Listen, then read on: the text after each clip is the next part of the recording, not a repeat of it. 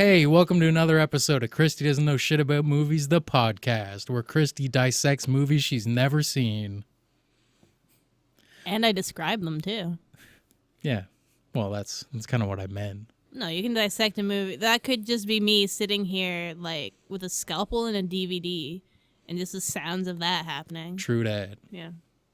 All right, our first episode is 1994's Angels in the Outfield. What do you think Angels in the Outfield's about? Our first episode, is it? Yeah. Our first movie? Our what did I say? You said our first episode is Okay, Angels in the Outfield. Let me go again. Hey, welcome to another episode of Kristy Doesn't Know Shit About Movies, the podcast, where Kristy explains movies she's never seen before. Our first movie is 1994's Angels in the Outfield. What do you think Angels in the Outfield's about? I just want to point out the disdain in your voice as you re-recorded that. We'll have to put the other one in the bloopers. Angels in the Outfield is, I'm going to say, a Disney movie. A Disney live-action 90s movie, which can only mean it was garbage. It is also a sports movie, which makes it even garbagier garbage. What makes you say that? Because sports are garbage, and movies about sports are scripted garbage. What gave away the fact that it's a sports-related movie? Outfield. The word outfield, I believe, is associated with good old American baseball. Yeah. Just as a warning, I'm going to probably say basketball at some point because those two words are interchangeable. Just say b-ball. And that really sounds like I'm talking about basketball. Or bocce ball. Yeah, or beach ball. Is beach ball a sport? I'm I could sure just be talking about a beach ball. it could be. Yeah. What do you think the movie's about? Yeah, the movie. A young, lonely Macaulay Culkin is sad. I think his dad died. And his dad died before he ever got to throw a ball around with him, which is upsetting for Americans, I believe. So his dead dad is Disney. They're trying to throw in some diversity. His dead dad, Forrest Whitaker, is dead. Macaulay Culkin is very sad by this and starts hallucinating that angels are in his cornfield in his backyard.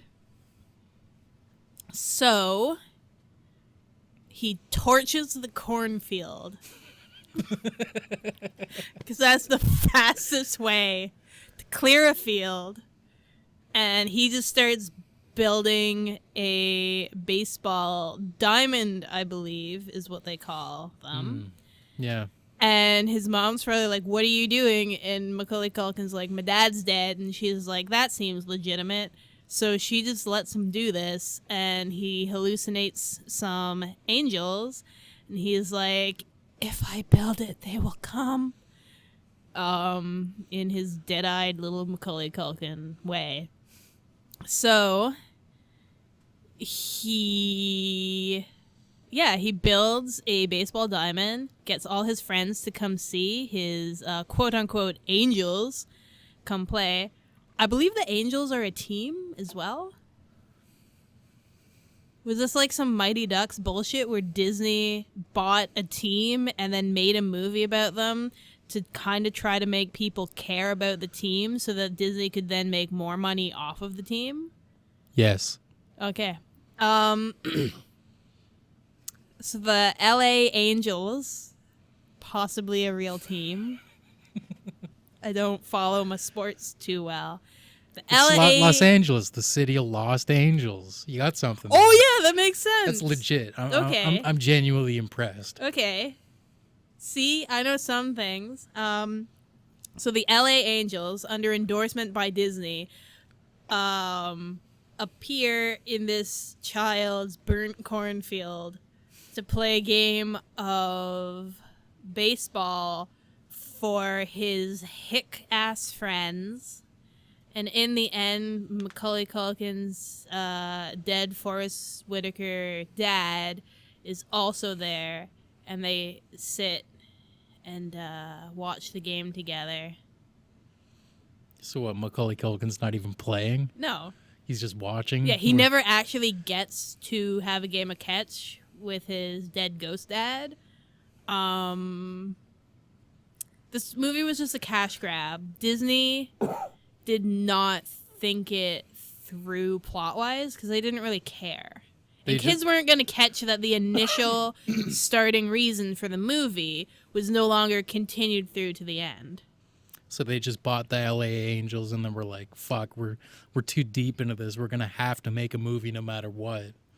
Well, they bought the Angels and then they were like, this team sucks and nobody's buying their merch. So they came up with a movie, much like they did for Pirates of the Caribbean, when they were like, this is a dumbass ride. Nobody goes on this. Let's put $2,500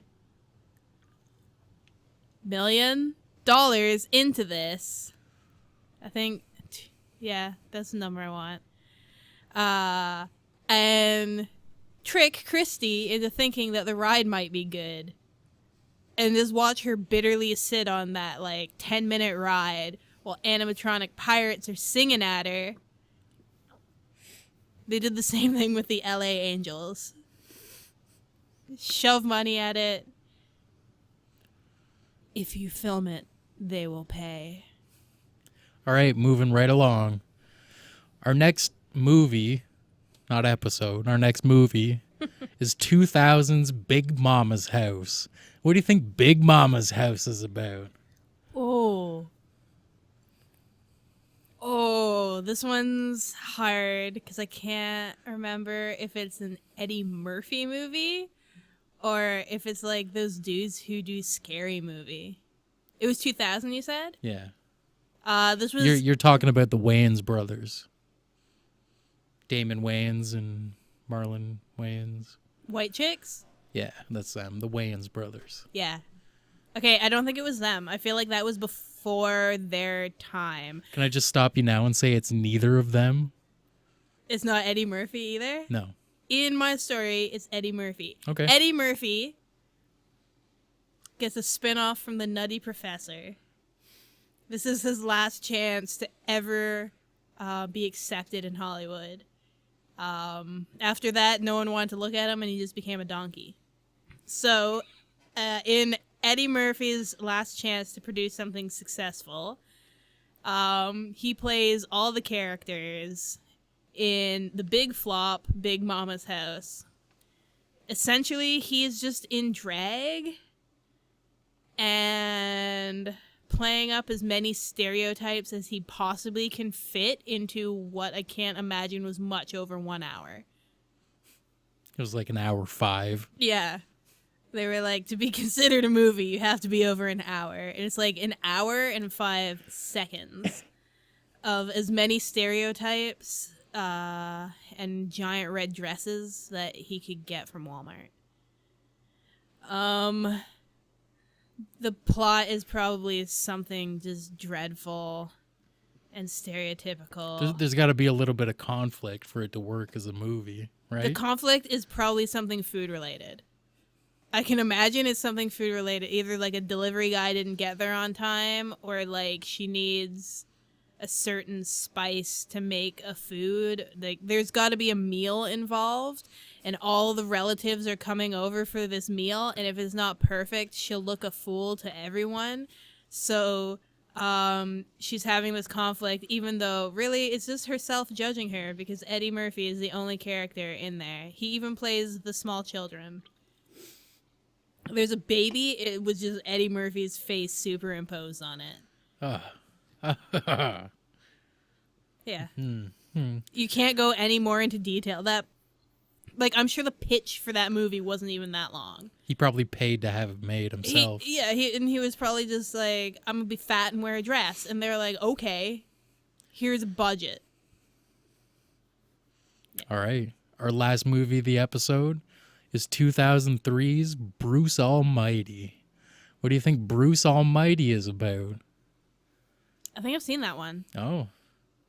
You think or you have? I'm pretty sure I've seen both Bruce Almighty and Evan Almighty. Oh shit. Bruce. This is a rare occasion, people. The first one, yeah, I've seen that one. That's the one with Jim Carrey and March of the Penguins dude, the narrator. Morgan Freeman? Yeah. Yeah. He plays God. Yeah. Yeah, I've seen that movie. Damn. I can't do this. All right.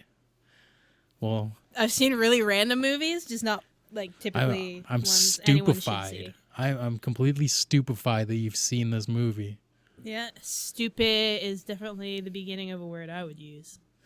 All right. Well, that's that episode. We'll have something more for you next time, hopefully. Oh, you don't have a backup movie? No. That's terrible planning. Sorry. Okay. I mean, you're bound to run into a movie out of the 20 that I've ever seen. Well, it happened. So we'll see you next time. Thanks. Bye. That's awful.